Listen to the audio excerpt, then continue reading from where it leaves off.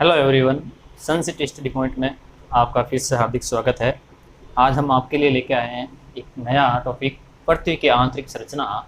इसके बारे में अभी तक व्यक्तिगत रूप से आदमी अंदर नहीं जा पाया है, जिससे इसकी संरचना के आधार पर हम नहीं बता सकते इसकी संरचना कैसे है।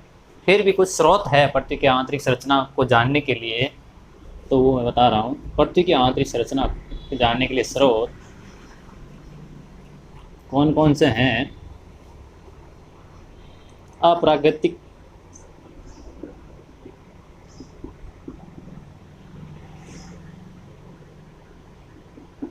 प्राकृतिक और तीसरा पृथ्वी की उत्पत्ति से संबंधित सिद्धांत।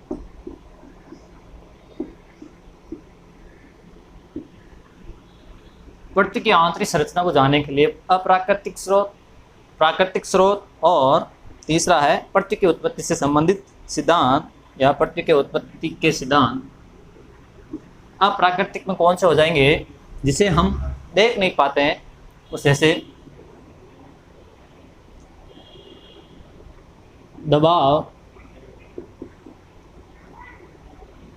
दबाव घनत्व, तापमान।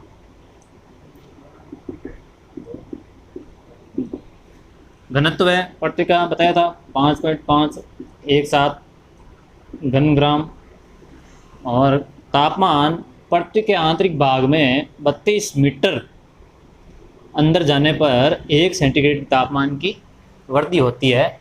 और दबाव जैसे जैसे जैसे मान लीजिए कोर मेंटल क्रस्ट, जैसे ही हम भूपट्टी से पृथ्वी के जो आंतरिक भाग में जाएंगे तो तापमान और घनत्व बढ़ता जाएगा, और घनत्व और तापमान बढ़ते साथ साथ में दबाव भी बढ़ेगा। ये अप्राकृतिक स्रोत है, ये हम कह नहीं सकते। लेकिन प्राकृतिक स्रोत में हमें जब इसके बाद जब नई खोजें हुई भूकंप और ज्वालामुखी के बारे में, तब उल्काएं पिंड उनके पर रिसर्च हुई, तब पता चला पृथ्वी की आंतरिक संरचना किस तरह से बनी हुई है। तो सबसे पहले सबसे महत्वपूर्ण अगर सवाल आ जाए कि पृथ्वी की आंतरिक संरचना जानने के लिए सर्वोत्तम स्रोत है, तो वो है भूकंप। भूकंप पे ज्वालामुखी, उल्कापिंड गिरते हैं, आपने देखा होगा, पृथ्वी पर कभी सुना होगा। और चट्टानें। भूकंप के आधार पर हम पढ़ते हैं भूकंप पी, एस और एल। पी और एस की तरंगों के आधार पर हमने पृथ्वी की आंतरिक संरचना का अनुमान लगाया। और ज्वालामुखी के आधार पर, जब ज्वालामुखी के पृथ्वी के आंतरिक भाग से जो मैग्मा है था वो बाहर आता है, लावा, उसकी संरचना के आधार पर, उन तत्वों के आधार पर हमें पता चलता है पृथ्वी की आंतरिक संरचना कैसे है। फिर जब कभी पृथ्वी जो उल्कापिंड गिरते हैं वो भी पृथ्वी की तरह से बने हुए हैं, सूर्य से ही बने हैं, तो उन उल्कापिंडों पर रिसर्च करके जो पता चलता है उसके आधार पर हम कह सकते हैं उल्कापिंड की तरह। और चट्टानों की जो संरचना बनी हुई है उसके आधार पर भी हम पृथ्वी की आंतरिक संरचना का अनुमान लगा सकते हैं। और पृथ्वी की उत्पत्ति के सिद्धांत जैसे ग्रहणु,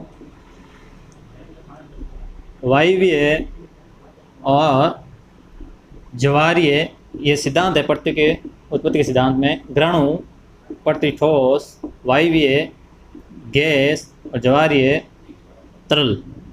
इनके आधार पर पृथ्वी के आंतरिक संरचना के आधार का अनुमान लगाया जाता है। अब देखिए, पृथ्वी का सर्वप्रथम जो वर्गीकरण किया है वो होम्स ने किया था। पृथ्वी का सर्वप्रथम आंतरिक संरचना का विभाजन किया है, वर्गीकरण किया है, वो होम्स ने किया है। होम्स के अनुसार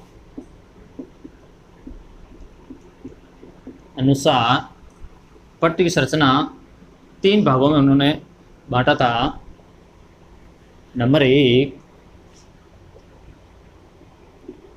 क्रस्ट, दूसरा मेंटल और तीसरा कोर। ये क्रस्ट, मेंटल और कोर यानी जैसे जो ऊपरा भाग हो गया वो हो जाएगा क्रस्ट, इसको हम भूपर्पट्टी कह सकते हैं। बीच वाला ये हो जाएगा मेंटल और आंतरिक भाग हो जाएगा वो कोर।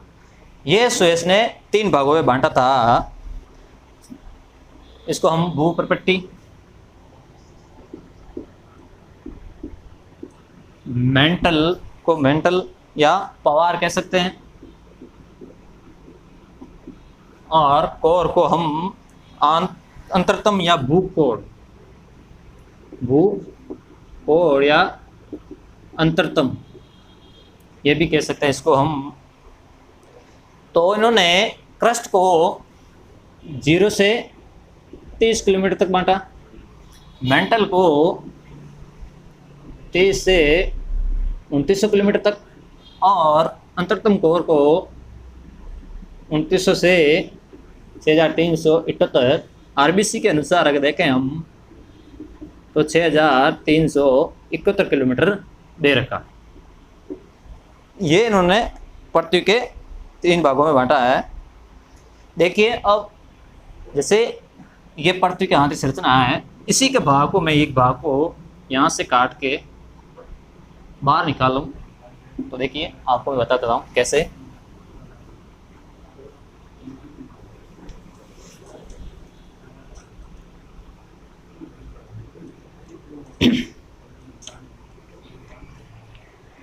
तो होम्स के अनुसार पृथ्वी की आंतरिक संरचना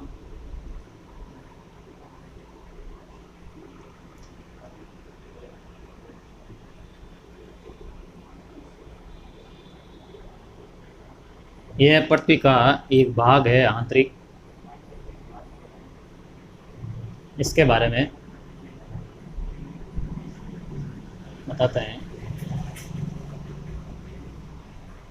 आप सोच रहे होंगे कि अभी वीडियो छोटे छोटे आ रहे हैं, हमारी टीम काम कर रही है, जल्दी ही आपको लाइव क्लासेस मिलेगी, तो आप बने रहिए हमारे साथ सनसिटी स्टडी पॉइंट पर। देखिए ये जो ऊपरा भाग है, होम्स ने इसको भूपर्पट्टी कहा था।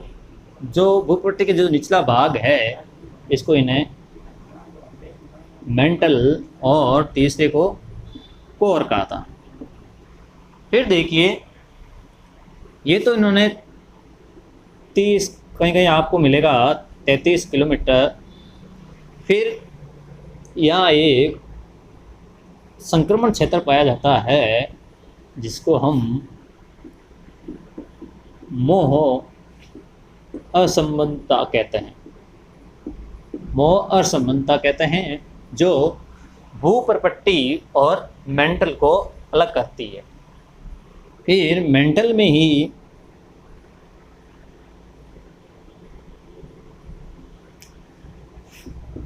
सौ से 200 किलोमीटर के बीच एक निम्न क्षेत्र पाया जाता है। निम्न क्षेत्र आपने ज्वालामुखी के बारे में देखा होगा, सुना होगा। ज्वालामुखी का जो निर्माण होता है, यहाँ पे जो चट्टान आके पिघल जाती है और यहीं से वापस लावा बाहर आता है, मैग्मा। तो ये हो गया मोह संबंधता, जो भूपट्टी और मोह मेंटल को अलग करता है। इसको हम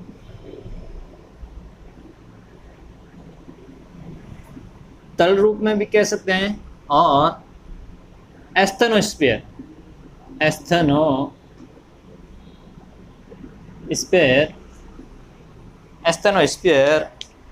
या दुर्बलता मंडल भी कहते हैं। एस्थेनोस्फीयर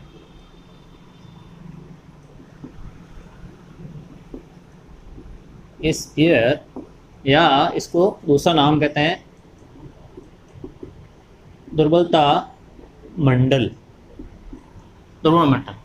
अगर क्वेश्चन आ जाए कि ध्रुवता मंडल या निम्न या तरल या एस्थेनोस्फीयर कहाँ पाया जाता है, इसको प्लास्टिक नुमा भी कहते हैं, प्लास्टिक। क्यों? क्योंकि यहाँ पे तरल रूप में होकर एक प्लास्टिक, आपने इलास्टिक देखा होगा, रबड़ की तरह लचीली चट्टानें होती है, जो लावा जो मेघमा होता है वो, इसीलिए इसको प्लास्टिक या दुर्बलता मंडल यानी भूकंप की तरंगें यहाँ पे आके कुछ धीमी पड़ जाती है, इसी कारण उन्होंने अनुमान लगाया कि यहाँ पर कोई एक 100 से 200 किलोमीटर तक निम्न क्षेत्र पाया जाता है। तो निम्न क्षेत्र की अगर बात करें तो 100 से 200 किलोमीटर। फिर देखिए यहाँ ले लेता हूँ, ये मेंटल और कोर को जो अलग करती है ये आपके 2900 किलोमीटर अलग, 2900 किलोमीटर अलग में यहाँ पे जो संक्रमण क्षेत्र पाया जाता है उसका नाम आता है गुटेनबर्ग, या इसको हम विचर्ड भी कहते हैं। तो पूछा जाए आपसे गुटेनबर्ग या विचर्ड असमानता कहाँ पाई जाती है या किन के बीच में पाई जाती है, तो मेंटल और कोर के बीच में पाई जाती है, मेंटल और कोर के बीच में पाई जाती है। अब देखिए ये तो हो गया। अब इसी के ना उपविभाजन है, उपविभाजन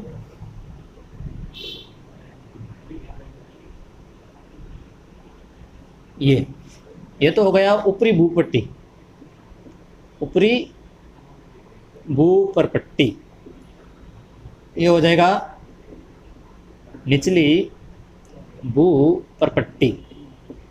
ये जो संक्रमण क्षेत्र है इसको हम कहते हैं कोनार्ड, कोनार्ड क्या कहते हैं, कोनार्ड।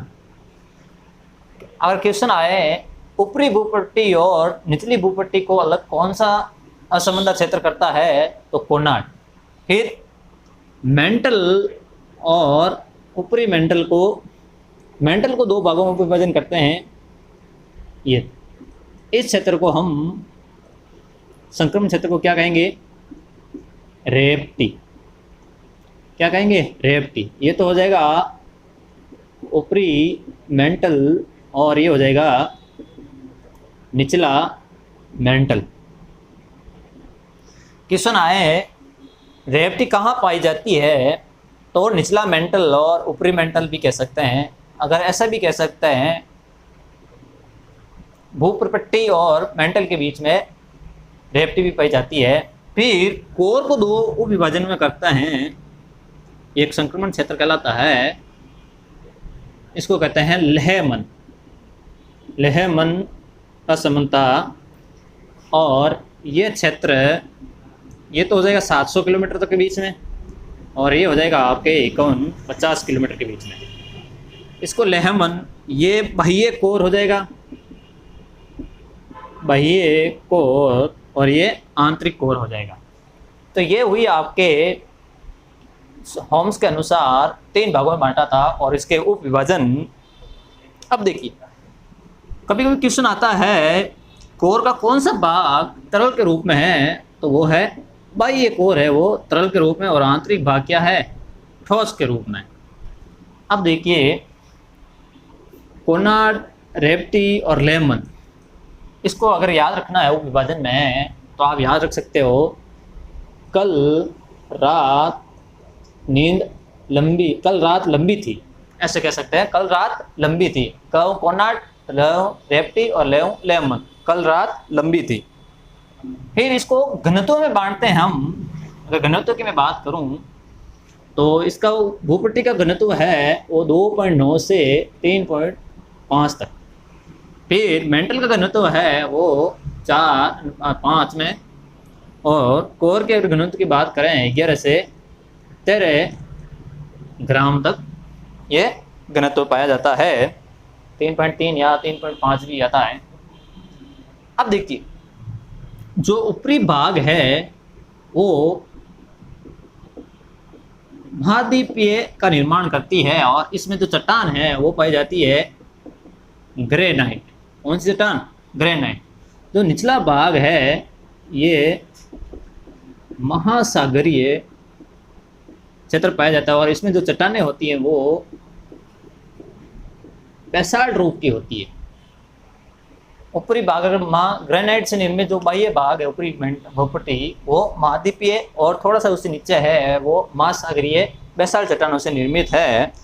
अब देखिए आप स्वेस के अनुसार भी पढ़ते हैं पृथ्वी की संरचना। स्वेस उन्होंने बताया था पृथ्वी को 3 भागों में बांटा था, स्याल, सीमा और निफे। तो इसको मैं बता देता हूँ, सेम है। ये जो ऊपरी भाग है उन्होंने उसको कहा था सियाल। सिलिकॉन और एल्यूमिनियम की मात्रा अधिक होने के कारण इसको सियाल कहा। जो मेंटल का भाग है इसको इन्होंने क्या कहा था, सीमा। सिलिका और मैग्नीशियम की अधिक प्रधानता होने के कारण इसको सीमा कहा था। जो कोर का भाग है इन्होंने क्या कहा था, स्वेस ने निफे। निकिल और फेरस की मात्रा अधिक होने के कारण इनको निफे कहा था। तो ये है पृथ्वी की आंतरिक संरचना के कुछ इंफॉर्मेशन थी मैंने आपको दी है। एक बार रिपीट कर लें आप, क्वेश्चन किस तरह से आता है। जैसे भूप्रपट्टी और मेंटल को अलग करने वाली कौन सी असमानता है, तो आप मोह असमानता कह सकते हैं। अगर ऐसा क्वेश्चन आ जाए ऑप्शन में दिया रखा है निचली भूपट्टी और ऊपरी मेंटल को अलग करने वाली कौन सी असांदी क्षेत्र या असमानता है, तो वो भी मोह असमानता होगी। तो ये भी आ सकता है और ये भी आ सकता है। चलिए तो ये आज की क्लास समाप्त होती है। कमेंट करें, लाइक करें, शेयर करें, अपने दोस्तों को बताएं। आगे आने वाले समय में आपके लिए लाइव क्लासेस लेके आएंगे। थोड़ा यूट्यूब पर परिवार थोड़ा बड़ा हो जाए फिर आपके लिए फुल डिटेल में क्लासें लगेगी। थैंक यू, धन्यवाद।